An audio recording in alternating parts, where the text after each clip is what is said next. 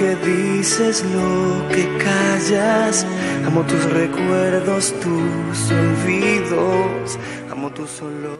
Abrimos esta hora de debate, el segmento de La Otra Voz. Ya está Marta César acá con nosotros también. ¿Cómo estás, Marta? Buenas tardes. ¿Qué tal? ¿Cómo estás vos? Bien, bueno, todavía... Dentro de todo. Claro, todavía angustiada con lo que había pasado ayer, ¿no? Creo que a la población en general nos causó muchísimo rechazo cómo se dieron estos hechos, cómo actuó la policía, independientemente de las versiones que se han querido instalar, ¿no?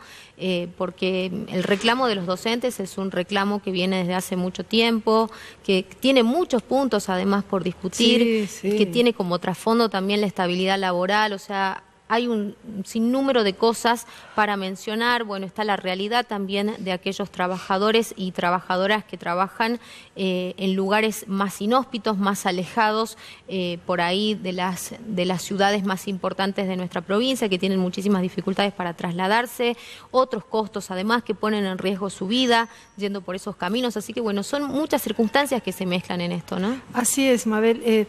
Mira, que yo tenga memoria hace décadas que todos los años debemos cubrir este conflicto que pareciera ser que no tiene solución, porque pasan los distintos gobiernos y se acuerdan recién cuando comienzan las clases a ver si los llamamos para paritarias, si los llamamos, cuando en realidad esto debiera estar trabajándose durante todo el verano.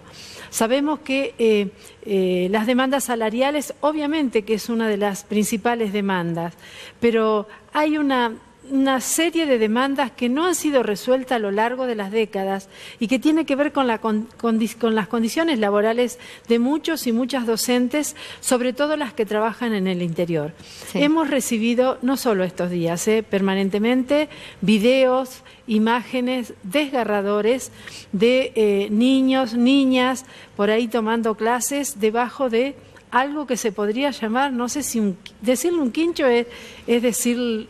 hablar de algo lujoso, son 4 postes con un techo de paja y los niños sentados sobre troncos. Cocinando sobre la intemperie también hemos visto directivos hacerlo. Sí, se vio hoy con lluvia. Sí. Cocinando a la intemperie con lluvia en estos días. Sí. Y pedían esas personas que ese video se viralizara y llegara al ministerio.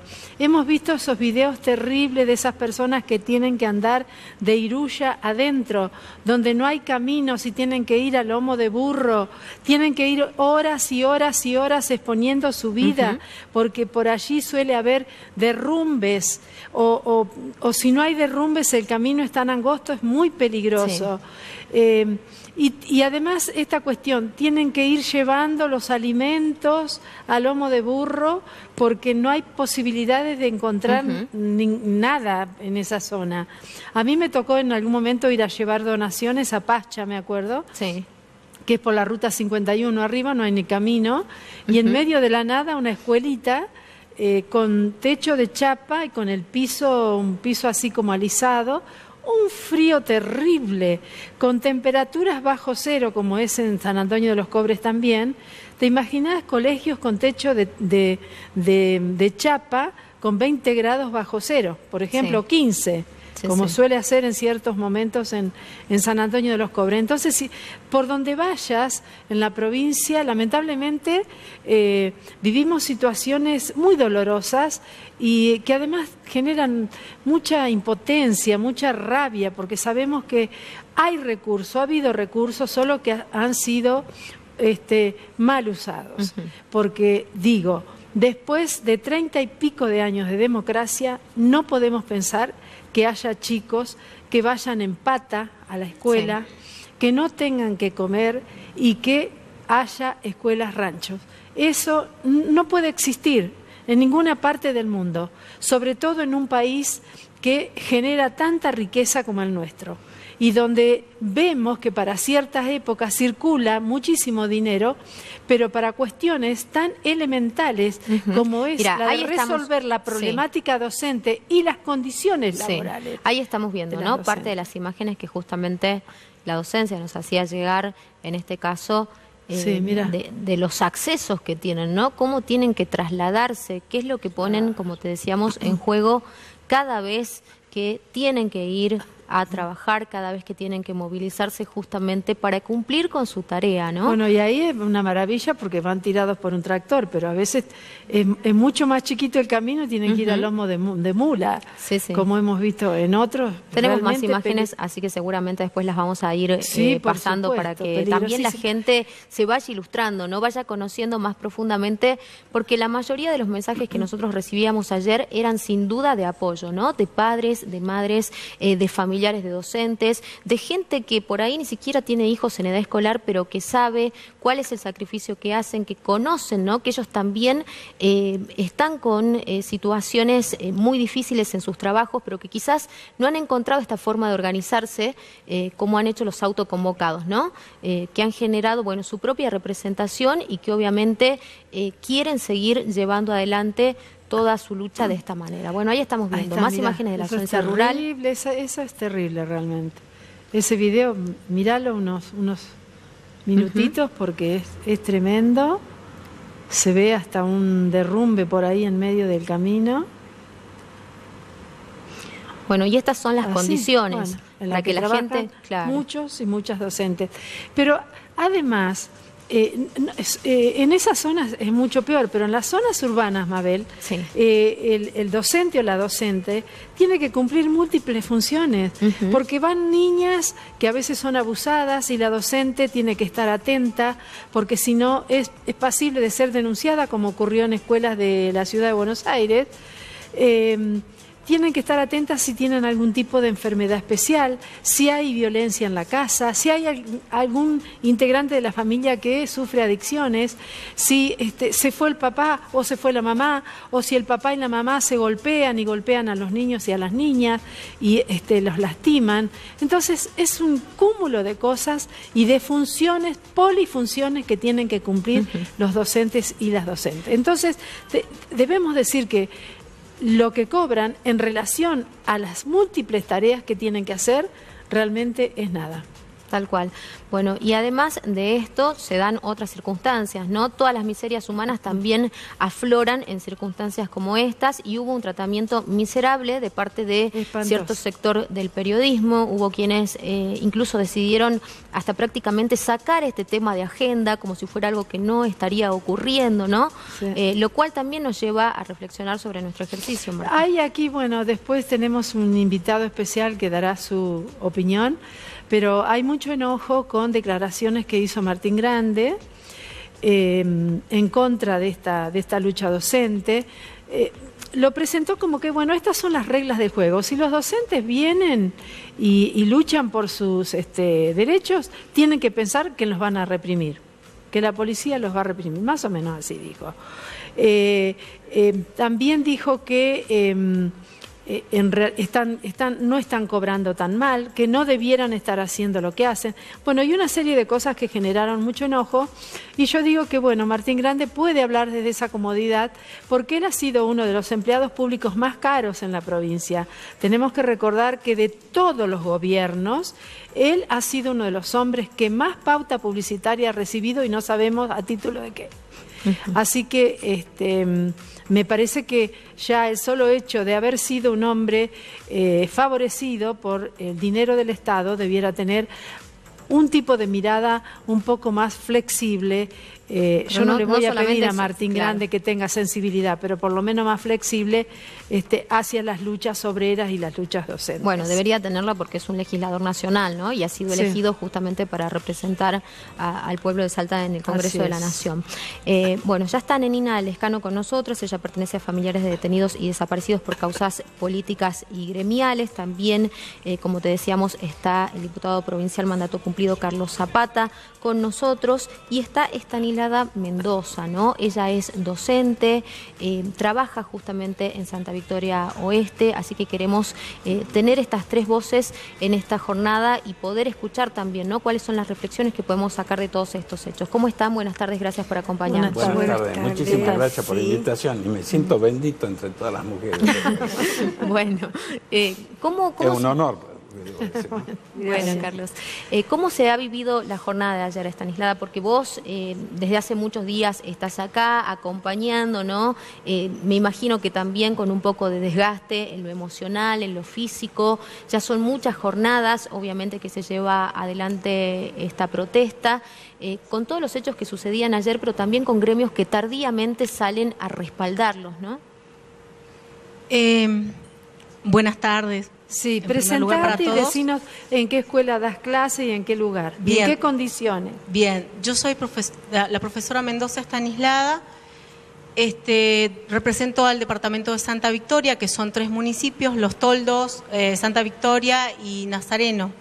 Este video que acabamos de ver, que les agradezco con el alma que lo hayan dado a conocer, porque la idea es cuando vivimos en sociedad que se visibilicen las problemáticas, ¿verdad? Las problemáticas reales, porque es como que vivimos en una sociedad, pero no tenemos, pagamos alto sueldo a nuestros representantes, pero no tenemos representatividad, ¿verdad? Porque en realidad es una vergüenza y es denigrante para mí tener que estar en estas condiciones cuando yo desde que tengo conciencia he ido a la escuela y he estudiado y me he preparado para estar dentro de las aulas, pero resulta que ahora me encuentro en las calles, ¿no?, defendiendo los derechos de nuestros colegas que ganan una miseria después de haber estudiado, porque hay que ver que la docencia deja su vida acá, y resulta que, dicho sea de paso, estamos haciendo el trabajo de los gobernantes, porque creo yo que nosotros pagamos altos sueldos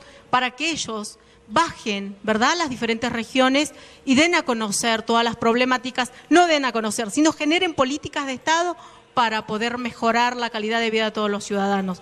Y en este caso, además de que nosotros estamos haciendo su trabajo, porque les estamos diciendo, señores gobernantes, esto está pasando en todas las partes de la región, también ayer sufrimos una terrible represión, como si fuéramos delincuentes, cuando estamos reclamando por nuestros derechos, que es lo justo, ¿no? Ahí bien lo decía la señora Marta, y daba a conocer todas estas situaciones, y creo que se queda corta porque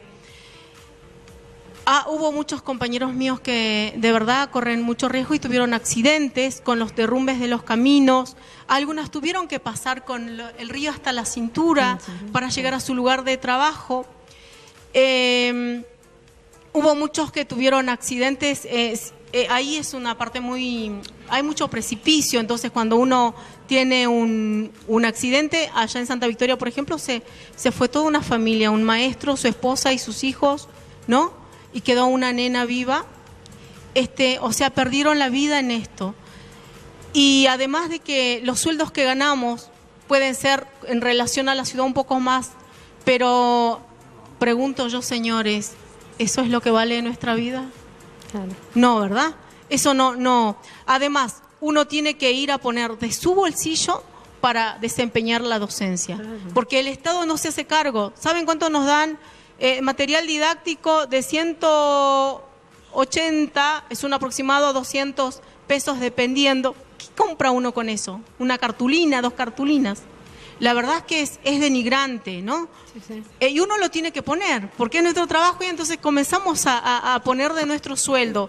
Al igual que también los elementos de limpieza, también comprarle zapatillas a los chiquitos. Muchas veces incluso comprar la comida, ¿no? Cierto. Porque muchas veces tienen que, pasa acá en Capital, yo conozco muchos casos donde por ahí también al chico se lo entusiasma para que pueda concurrir porque tiene hambre, porque son chicos que están pasando necesidades, y muchos docentes tratan de suplir eso porque tienen ese compromiso, ¿no? En realidad, la verdad es que nosotros es como que si tenemos un aula, 30 hijos, si tuviéramos 370 hijos.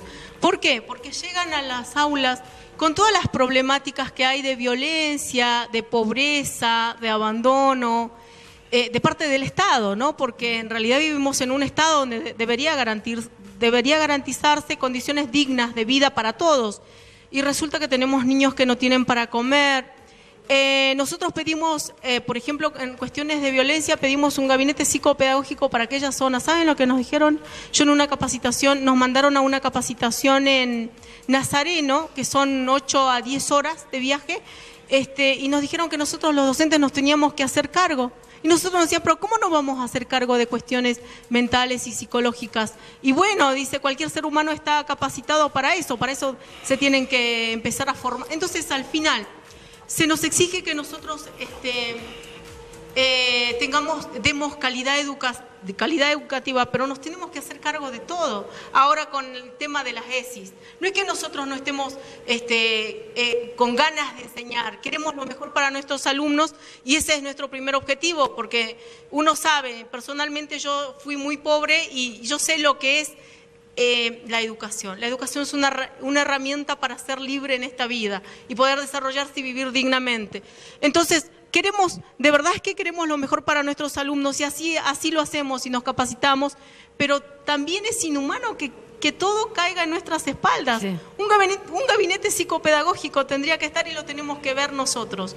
Tenían que estar especialistas en educación especial y lo tenemos que ver todos. O sea, los docentes que no somos educadores, no hemos formado en esa carrera, nos tenemos que hacer cargo nosotros. Ahora en el caso de ESI también nos tenemos que hacer cargo, hicimos una capacitación, una jornada, pero yo no sé qué tanto es tan suficiente es eso, ¿verdad? Pero en realidad, de verdad les digo, yo lo siento así, es inhumano que el Estado desligue todas sus responsabilidades y lo deje en manos del docente. Además de que se tiene que hacer cargo con su propio bolsillo el docente de cubrir gastos, como bien decía ahí Mabel, ¿no? En cuanto a cuando tienen hambre, en cuanto a que no tienen para vestirse. La verdad es que yo sinceramente digo, es indigno, es inhumano. Y yo ahí me pregunto, pero hay millones de pesos, ¿verdad? La sociedad produce millones de pesos por los impuestos que lo pagamos nosotros, además.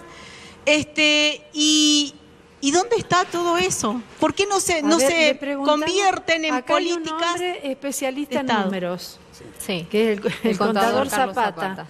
Después de haber escuchado a la docente, además usted cumplió su ciclo como diputado de la provincia. Fui docente. Y también docente. Y esta realidad no le es ajena. No es ajena. Mire, lo que acaba de decir realmente lo único que hace es despertar y realzar el respeto que tengo por los docentes, sobre todo en las zonas alejadas, de las zonas inhóspitas. Ponen su vida en tratar de que un chico llegue a aquella utopía, porque hoy se transforma en utopía de la igualdad de oportunidades. Qué buena palabra la que dijo la señora, con la educación soy libre. Sin educación una persona está sometida a todos los vaivenes que tiene la sociedad y no tiene capacidad para discernir ni labrarse o abrirse un camino propio de acuerdo a sus posibilidades. ¿Por qué? Porque el Estado se la está negando.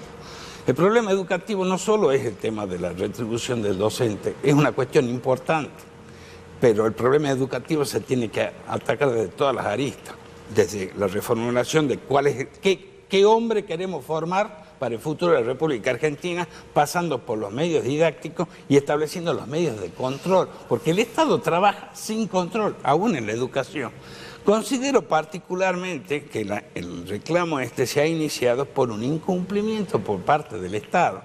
Hay un aforismo latino que dice pacta sunt servanda. Uno lo estudia en derecho cuando se refiere cuando se contratan contraprestaciones en las partes. Cuando se trata del Estado, con la función más importante que tiene que abarcar a toda la población, que es la educación, un incumplimiento ya empieza a revestir de algo totalmente reprochable por parte de la sociedad. La Constitución establece el derecho a una remuneración justa y el amparo de los derechos de los trabajadores. Y en este reclamo de los docentes se dan ciertas particularidades que nos dan la posibilidad de pensar de que estamos en una bisagra. Miren, la Constitución y las leyes que la reglamentan establecen el amparo y la organización de los trabajadores a través de las fuerzas sindicales. Este reclamo está originado fuera de los sindicatos, sí, por gente que ejerciendo el derecho de peticionar ante las autoridades se ha movilizado y ejerció ese derecho. no está amparado por las leyes sindicales. Muchos de los afiliados de los sindicatos, ¿no es cierto?, mientras permanece en silencio la dirigencia, se han juntado con ellos, pues si no, no tendría el número ni la fuerza que tiene el reclamo. Ellos plantearon un petitorio. En las anteriores negociaciones hemos visto que había idas y vueltas, pero se llegaba a un acuerdo, calculo porque los funcionarios que estaban encargados, mientras el gobernador no estaba ausente como está ahora, tenía una capacidad política, una capacidad comunicacional, una capacidad de encauzar el reclamo hacia un punto de acuerdo para que no se resienta el servicio. Pero los cambios que hubo en el gabinete, más los interlocutores que parecen ser insensibles y no son capaces de buscar una salida equilibrada a este problema, porque el Estado no puede gastar más de lo que recauda. El tema es cómo lo gasta. No sé, hay un reclamo y tengo estas limitaciones, perfecto, se puede explicar perfectamente, y cuando a la hora de hacer economía, hay que hacer economía donde es superfluo el gasto y no es donde es esencial, como en la educación, la seguridad y demás. Yo considero particularmente que es un reclamo atípico, estaría totalmente al descubierto con la aplicación de todas las leyes laborales, que pueden ser descontados los días de huelga, pueden ser objeto de sanciones, pero lo cierto es que hay un gran reclamo, está unificado por todos los trabajadores. Hay una falta de respuesta clara por parte del gobierno, hay una desatención quizás interesada o no por parte del gobierno del problema, y lo que yo he podido apreciar claramente es una característica que le pone la culpa en cabeza al gobierno. Hay impericia en el manejo de la crisis. Una crisis, cuando uno planta una barrera inflexible en la mesa de negociaciones, lleva a que los reclamos se vayan enervando, las posturas se vayan enervando, y la escalada, ¿no es cierto?, del reclamo, de la virulencia, de la vehemencia, se vaya dando y llegue a enfrentamiento. De ninguna manera puede dejar una persona que tiene la responsabilidad de administrar recursos públicos que un conflicto, un reclamo, se encamine hacia eso. Lo que pasó cuando yo era diputado, que los docentes reclamaron, y había, por supuesto, ya se había politizado el reclamo, no era puro como lo que dice la señora, se había politizado, tal es así que se presentaron delante de la legislatura a exigir, exigía la sanción de determinada ley. Pero no políticos partidarios, son políticos todos los reclamos. Yo le explico. Es una grave alteración al orden democrático. Además, cuando mediante coacción se pretende una ley. A mí me extraña que ustedes que son políticos digan que esos reclamos son políticos, cuando ustedes son políticos. No, mire, yo no me considero político tradicional. Ese reclamo era totalmente violatorio. No es como el reclamo que hay ahora, que es ante un incumplimiento del Estado, un reclamo que surge del amparo de la Constitución y está en interés del pueblo. Cuando uno busca que la escalada llega a tratar de avasallar sobre un poder o imponer una voluntad sobre el poder constituido, es una alteración al orden democrático. Contador, espero, no sé, que usted no piense como Olmedo, que los mande a agarrar la pala. Mire, el docente tiene la pala más pesada que lleva adelante. Bueno. El docente está frente a un aula. Yo fui 17 años docente universitario. Jamás hice huelga. No porque no haya compartido los reclamos en aquella época, sino porque la cercanía, yo empecé siendo auxiliar estudiantil, auxiliar docente, y la cercanía con el estudiante, al haber fijado una fecha de parcial en una universidad que tenía limitaciones edilicias para trasladar los parciales, la fecha de parcial era inflexible. Yo no le daba clases, quizá lo condenaba al fracaso de algún alumno. Por eso iba a dar clases, por el objetivo de mi función y no por el reclamo de mi situación. Yo creo que esto es esencial. ¿Y cómo se puede resolver? Y atendiendo todo. Pero nunca puede ser el Estado que da la espalda a un reclamo de este tipo. A ver, si después le damos yo me muero por hablar. Bueno, en realidad yo soy familiar de desaparecido como organización de base. Formo una mesa de derechos humanos con las organizaciones históricas de derechos humanos, pero además soy secretaria de Derechos Humanos de la CTA Salta. Y la CTA, aparte de que estuve anoche en la marcha, bajo la lluvia, acompañando como derechos humanos, no estuve en el momento de la represión porque no estábamos avisados de que acompañáramos. No así, por ejemplo, el reclamo de los trabajadores de la salud, que fue 2 o 3 semanas anteriores o el mes anterior, que estuvieron haciendo carpa en el Gran Bull como una semana bajo el frío, y también hubo un intento de represión, pero pudimos frenar, digamos, la actitud policial. Lo que tengo que decir, voy a decir desde varios aspectos. Yo creo que el problema de los docentes, el salarial, no es solamente de los docentes, de todos los trabajadores. Y eso que son los trabajadores asalariados. Sí. Pero después están los desocupados o los precarizados, que son todavía en peores circunstancias. Bueno, porque sin ir más lejos, los de vialidad, ¿no? Bueno, hay un gran sector la semana pasada también hubo represión en la Ruta 26 y esos son organizaciones sociales que están luchando por la alimentación, ni siquiera por un salario, sino están buscando la posibilidad de tener, garantizar por lo menos la alimentación en los comedores o ayudar, porque son casi de ayuda mutua, porque están supliendo situaciones críticas de mucha gente que directamente no solo no tiene vivienda, no tiene salario y no tiene ya comida. Entonces yo creo que la crisis social no solamente compete a Salta, sino al país, y está pasando en todos lados. Estamos llegando a un punto límite. Por supuesto, acá hay que ver dos aspectos. Una, la crisis económica general por un plan económico nacional que nos está llevando a todos, porque yo también soy trabajadora, ahora ya soy jubilada, lo cual es todavía peor, ¿no? Porque soy jubilada de la provincia, he sido docente, también soy antropóloga por 40 años en el Museo de Antropología, y nos jubilamos con miserias, ¿no? Entonces, también soy trabajadora toda la vida, he trabajado y acompañado a la lucha docente, incluso en la noche de las tizas. No sé si ustedes, vos sos jovencita, a lo mejor no estuviste en la plaza, pero la noche de las tizas las organizaciones de derechos humanos hicieron todas las presentaciones judiciales que correspondían. Bueno, creo que la cosa de la situación de la crisis va más allá que un problema salarial de un sector, porque están todo el mundo pidiendo mejoras salariales, pero además con una gran problemática social del hambre, porque la pobreza, lo admiten hasta cifras oficiales a nivel nacional, de qué manera aumentó la pobreza.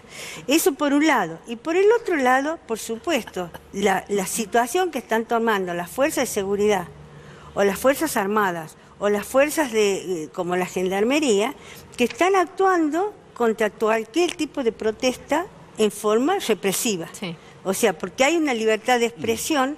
Lo que pasó, y justifican, en este caso de los docentes, dice que la infantería avanza porque una docente tiró gas picante. Supuestamente, claro, dan esa excusa. Fíjate vos, como si no supiéramos los efectos del gas picante, ¿por qué no han mostrado al policía o los policías que supuestamente fueron las víctimas del gas picante? Que inmediatamente se notaría la situación. En realidad ellos iban a tirar gas pimienta. No me cabe duda, porque ella solamente para defender al resto le quitó eso al policía. Bien, y aparte no me extraña porque eso lo hacen siempre. He sido más de una circunstancia como derechos humanos, sé lo que se sufre y lo que significa el gas picante.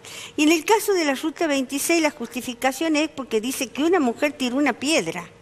Entonces ahí vino toda la represión. Sí. De los pelos lagartos, 16 mujeres de los sectores populares arrastraron por el piso la infantería. Respuesta, ¿no? La única respuesta que está dando no solamente el gobierno provincial, sino también el gobierno nacional. O sea, la respuesta es, ante la crisis económica y además, no solamente la pobreza de los salarios, se fueron abajo con la inflación, sino todos los desocupados que van quedando de todos los lugares de trabajo. El otro día también, conjuntamente con que ustedes salían todo lo que son ordenanzas y sistema no docente de las escuelas, porque dice que ellos no tienen ningún amparo de ninguna clase, tal cual. Ni siquiera contratos. Bueno, ahora lo vamos a seguir dialogando, tenemos que hacer una pausa, nos empiezan a llegar mensajes, dice: los felicito por el programa, es lo que queremos escuchar, que se diga la verdad, bueno, y muchos más que vamos a tratar de leer, como te digo, después de un breve corte. Ya volvemos.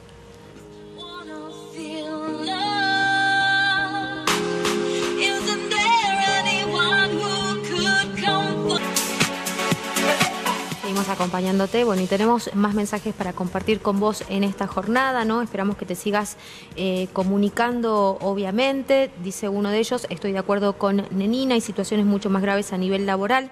Los docentes de Capital en su mayoría trabajan en varios lugares, en tal caso los del interior deberían ganar más o mejor, pero sí se quejan por el impuesto a las ganancias. ¿Cuánto ganan, no? Bueno, eso también ha sido un engaño en el que han caído muchos trabajadores siguiendo y dando su voto a este gobierno, porque este gobierno en campaña, ¿no? El gobierno nacional prometía a través de la figura de Mauricio Macri, obviamente, claro, bajarlo y o eliminarlo. En algún momento lo decía en un spot, si mal no recuerdo, ¿no? Tengo otro mensajito, Mabel. Dice, buenas tardes, no es justo que se le invente una causa judicial a la docente que está pidiendo por un sueldo digno. Creo que se refiere a la chica Lancay, ¿no? Sí. Ella fue la única a la que le abrieron una causa. Ella, ¿hasta dónde yo sé? Con el micrófono. Ella fue hasta hospitalizada. donde yo sé. Ella fue hospitalizada. Sí. Está internada y la abogada dijo que ella estaba imputada. Exacto. Falta todavía. Pero es una vergüenza. Tremendo. Es una vergüenza. Nosotros pedimos que se la deje. Bueno, ahí están las imágenes, ¿no? Justamente con ella. Libre. Ahí la están que llevando. decían, no, la acompañamos, lo que me transmitían a mí era que la habían acompañado hasta el hospital. Eso se lo dedicamos a Martín Grande, que dice que no hubo represión. Esa es la chica que está internada, sí. Sí, es una vergüenza que además de que repriman, porque infantería, hombres, reprimieron a mujeres, no solo a ellas, sino a varios, los golpearon, y es una vergüenza que ahora digan que eso no pasó, ¿no? Y es una vergüenza también que la hayan detenido y que la hayan imputado, y a ellos, a infantería, por violación de derechos humanos, el derecho a la vida, a la seguridad, el derecho a ser tratado dignamente como ser humano y no el trato cruel y degradante que nos da. ¿Quién les hace la imputación a ellos? A ver, esa es mi pregunta. ¿Quién castiga estos hechos tan aberrantes que nos traten a los seres humanos, antes que nada todos somos seres humanos, nos traten como animales, que traten de esclavizarnos, que de esta manera nos hagan callar? Y que son trabajadores también y que seguramente muy mal pagos, ¿no? No me cabe la menor duda, ¿no? De que enfrentan a pobres contra pobres, digo. Bien, entonces acá hay un responsable, ¿no? Es el Urtubey, ¿verdad? Que es el que debe garantizar la seguridad, la igualdad de oportunidades, la justicia en esta sociedad, y resulta que manda a reprimir. Entonces, pero ahora a mí me gustaría que el gobernador me diga, ¿quién hace justicia acá? ¿Quién nos representa a nosotros, todos los ciudadanos salteños, en este caso? ¿Por qué nos enfrentan de pobres contra pobres entonces? ¿Y por qué los pobres contra pobres agachamos la cabeza y nos enfrentamos unos a otros, no? Esa es otra pregunta también. Yo creo que deberíamos aprender a vivir con dignidad, y cuando tenemos, en vez de un garante de derechos humanos en el gobierno, hay una persona que nos divide y nos intenta hacer vivir como animales, con la violencia, enfrentándonos unos a otros y generando pobreza, creo que nos tenemos que levantar todos. Bueno, nos mandan otro mensajito, una frase de Paulo Freire, y que dice que el maestro es necesariamente militante político, su tarea no se agota en la enseñanza de las matemáticas o la geografía, su tarea exige un compromiso y una actitud en contra de las injusticias sociales, y sigue, ¿no? Sumamente interesante. El contador estaba ahí, se salía la vaina para ¿Qué pasa con el gobernador? Digo, un gobernador que esté en campaña. ¿Qué? Ausente. Un problema grave. Pero ausente hace varios años ya, ¿no? Ahora. Sí, mira para ahora otro lado. Mire, yo le voy a dar algunos indicadores, números que todavía permanecen en mi cerebro. El último presupuesto de Juan Carlos Romero fueron 2.600 millones de pesos. El presupuesto actual es cercano a los 80.000 millones de pesos. Bueno, pero Juan Carlos Romero... Transferido a dólares, el gobierno actual maneja 2,5 veces los dólares que manejó el gobierno anterior. ¿Usted ha visto mayor cantidad de obra pública, mayor cantidad y calidad de servicio? No. ¿A dónde se fue ese dinero? Perfecto. De 40.000 empleados, 90.000. ¿Cuántos fueron a educación en servicio esencial? Bueno, pero yo... Segundo, por favor, señora, le pido que me deje terminar, yo le escucho con toda atención. Segundo, El gasto, por ejemplo, está prohibido por la ley de emergencia del año 90 del gobernador Hernán Cornejo, la 6583, artículo 1. No hay donaciones para nadie, pero hay donaciones para el Autoclub Salta, por ejemplo, para auspiciar una carrera de automovilismo que tiene su financiamiento propio. Entonces se va minando. También para gasto. Los gauchos de Güemes. Y mire usted también. O subsidiar colegios. La magnitud del incremento de la pauta publicitaria, como usted bien señalaba, uno de los beneficiarios, pero hay otros más que son mucho más grandes. Entonces, cuando el Estado tiene más recursos y no cumple su objetivo, evidentemente se administra mal. Ahora, se administra mal intencionadamente o por impericia. Cuando pasan 12 años y la constante es esa, vemos que ya hay un direccionamiento claro de que no se quiere mejorar alguna condición. La actuación de la fuerza de seguridad obedece órdenes, no es autónoma. Hay alguien, un responsable político que mandó a la policía y que actuó de acuerdo a los límites que tenía la orden. Todo persona que actúe en seguridad, en la medida que actúe dentro de la ley, tiene que estar protegido por la ley, porque si no nadie se va a ocupar en seguridad. Pero de ninguna manera un reclamo gremial que tiene 2 semanas por lo menos puede llegar a este nivel. En un mundo razonable, el gobierno explica, busca los recursos, satisface la demanda, posterga o como le parece, establece un plan de acción para satisfacer la demanda, pero de ninguna manera interrumpir y pegar. Sí, quiero hacer una salvedad porque Juan Carlos Romero fue, digamos, quien también fue protagonista directo de esta represión de la noche de las tizas, tan conocida, ¿no? Respondiendo con palo y golpe a los docentes. No, yo creo que uno de los gobiernos... El problema, claro, yo creo que va un poco más allá de incluso los problemas sectoriales, ¿no? Yo creo que hay todo un programa a donde el rol de la fuerza de seguridad es precisamente los gobiernos. Han ido cambiando los gobiernos y no han cambiado la mentalidad del rol que tienen que cumplir las fuerzas de seguridad. Las fuerzas de seguridad son de seguridad, no son para reprimir a los trabajadores en su protesta. Para matar, bueno, porque estamos actuando como derechos humanos. Este señor que salió a defender una señora que había ocupado una vivienda, que no era una vivienda, era un terreno. Que era de supuesto policía, que no sé por qué era una ocupa de un terreno, y al hombre le hacen una llave con el brazo, porque era un hombre grandote, lo agarran entre 3, y cuando lo sueltan estaba muerto. Y bueno, esto es... No, eso el infarto es otra mentira, porque además eso, la muerte súbita o palo cardiovascular o cosas por el estilo, cuando todo el mundo está testigo de qué manera lo mataron.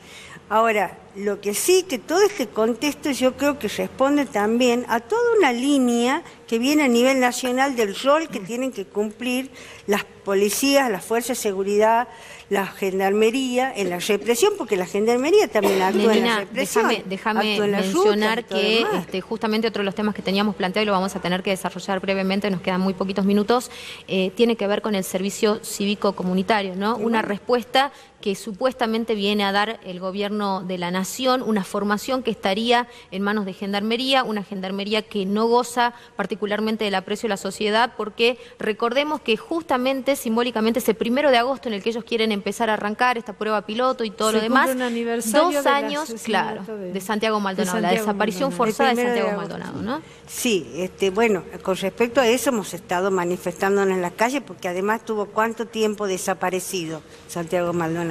La gendarmería es una fuerza de seguridad militarizada que tenía un rol específico que era cuidar fronteras. Y resulta que en un momento dado, no sé en qué momento, pasa a cuidar rutas, que son rutas nacionales, y después ya directamente desalojos, represión en barrios, etcétera. Entonces la gendarmería no es un elemento que pueda determinadamente, además con este gobierno, con lo cual se acentúa mucho más el rol autoritario y de total posibilidad de hacer lo que quiera la gendarmería, porque tiene el visto bueno de la ministra de Seguridad. Sí, la ministra entonces, la ministra nacional. Entonces, la gendarmería, por un lado, se quita presupuesto a las universidades, se quita presupuesto al CONICET, se cierran escuelas, se quita los salarios docentes, etcétera. Todo el área de educación desinflada, totalmente minimizada, porque también los docentes universitarios están de paro, etcétera. Y por otro lado quieren darle educación de adolescentes con conflictos, porque cuando son ni, como ellos dicen, es porque están con conflictos sociales, generalmente sociales, de pobreza, no cualquiera abandona la escuela, o de droga, porque ahí entra la droga también.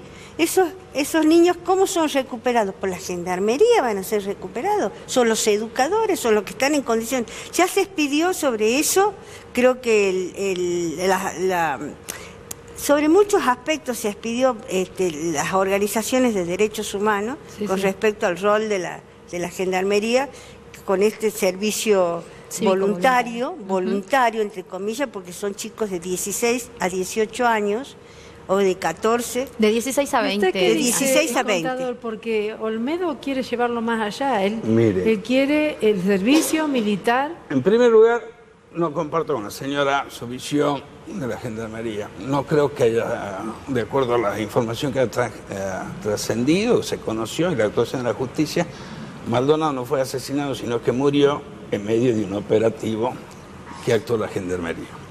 Particularmente con el servicio cívico voluntario. Lo que hizo la ministra Bullrich, desde mi punto de vista, es una medida de neto corte electoral que no va a estar ni cerca de los objetivos que se buscan. Acá, las estadísticas marcan que un 40% de los escolarizados en la primaria la abandona y un 50% de secundario no lo termina.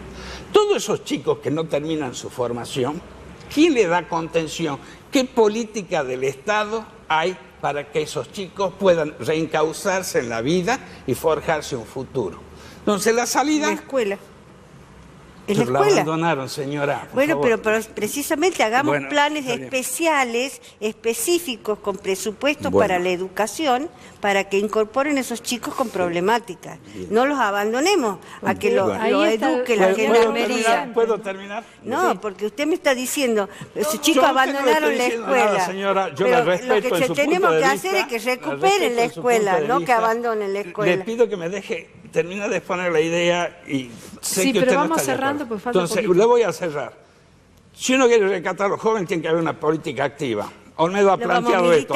Pero por favor, señora. Y bueno, porque usted está diciendo una cosa. Usted habla un montón de tiempo y hay que aclararle a la población porque si no queda la confusión. Usted sabe que hasta un burro sabe que cuando uno reúne el otro para la oreja. No, como burra le digo, soy de familia de desaparecidos. Yo no quiero sistemas autoritarios, ni militares, ni gendarmes, ni policía. No me deja hablar. Como educadores. Le ruego, mire cómo le estoy pidiendo. Fíjese usted lo que es los chicos en la policía, por ejemplo, los niños. Por favor, le pido, ¿puedo terminar con la venia suya? Bueno, está bien, con gracias, la venia señora. mía, pero yo le voy a tener que decir ante el público que no estoy de acuerdo con lo que usted plantea. Pero esté en toda libertad y lo voy a respetar y estoy contento de que usted pueda manifestar que no está de acuerdo conmigo, pero para no estar de acuerdo conmigo, por favor, déjeme terminar. Que esos chicos tienen que ser contenidos. Vamos cerrando la tenemos que terminar, mire. 2 minutos quedan. Los chicos que no estudian ni trabajan tienen que ser objeto de una política de Estado para reencauzarlos. No pueden ser considerados escoria ni abandonados